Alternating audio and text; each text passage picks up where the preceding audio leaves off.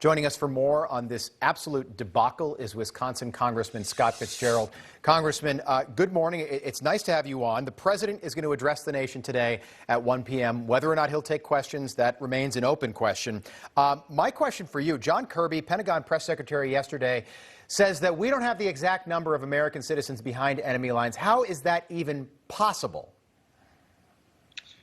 Boy, shocking. I think some of the members of Congress, the Republican conference yesterday, were fortunate enough to have Mike Pompeo field some questions from members and give us his assessment of what's going on. And obviously nobody has more background than Mike Pompeo on what's going on in Afghanistan. He told us a couple things that I think are not only essential, but kind of underline the whole idea of the exodus being kind of knee-jerk and way too quick. And that was every time that he spoke with President Trump about Afghanistan, the first thing the president underscored was, we do not leave Afghanistan until every piece of equipment, down to the last canteen cup, right, is out of that country before we withdraw. He also said civilian contractors, we are not going anywhere. We are going to make sure that we can provide safe exit for every civilian contractor that we've asked to do work over there. And then military personnel, I mean, obviously that's a different situation. I mean, you can de-escalate and bring down that number over a gradual period of time. But you know, Mike Pompeo kind of laid it out. He's like, this is obviously a disaster of unbelievable consequence, not just in what we're watching each and every day, but the message that's being sent globally right now. And every he said, single get ready. Day. Yep. Oh, get ready, because I don't think the images are going to get any better over the next month.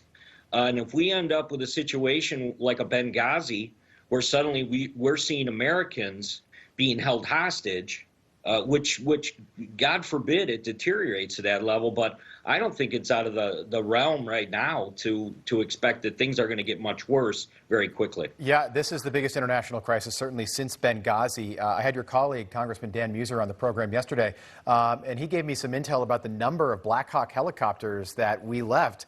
He says it's right around 158. He was that precise, meaning the Taliban has 158 Black Hawk helicopters that they can fly east to Pakistan, west to Iran. They can do whatever they want. Black Hawk military, U.S. military helicopters. What do you make of this arbitrary August 31st date to get everybody out by? Do you think the Taliban gave the Biden administration that date, like basically get everyone out by the 31st or we're going to start beheading people?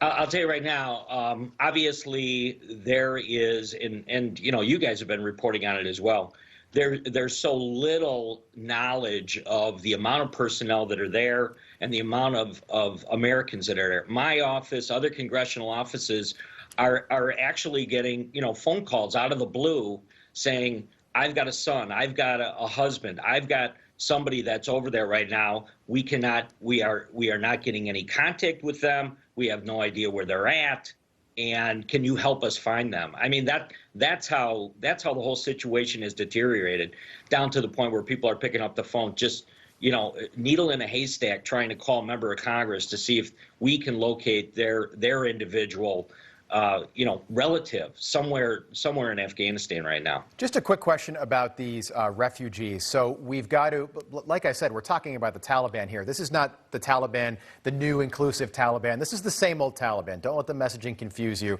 So that's why we have to take these interpreters and their families, because literally the Taliban will go and kill their neighbors and family members. We have to take everybody with them that's been allied with the United States. But these refugees are being sent all over the country to Air Force bases, and there is no program in place right now to, A, vet them to make sure we're not welcoming terrorists in, but also to just, hey, how about testing them for coronavirus? Is that something that needs to be addressed?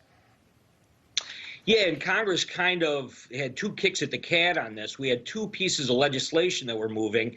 The first one was basically focused on vetting anyone for health concerns, which, you know, I voted no on the bill. I didn't support it. I didn't think it went far enough to determine, you know, here we've got this mass migration across the southern border, and at the same time we weren't sure what the health concerns, whether it was an interpreter or not. We need to know what the status of someone's health is.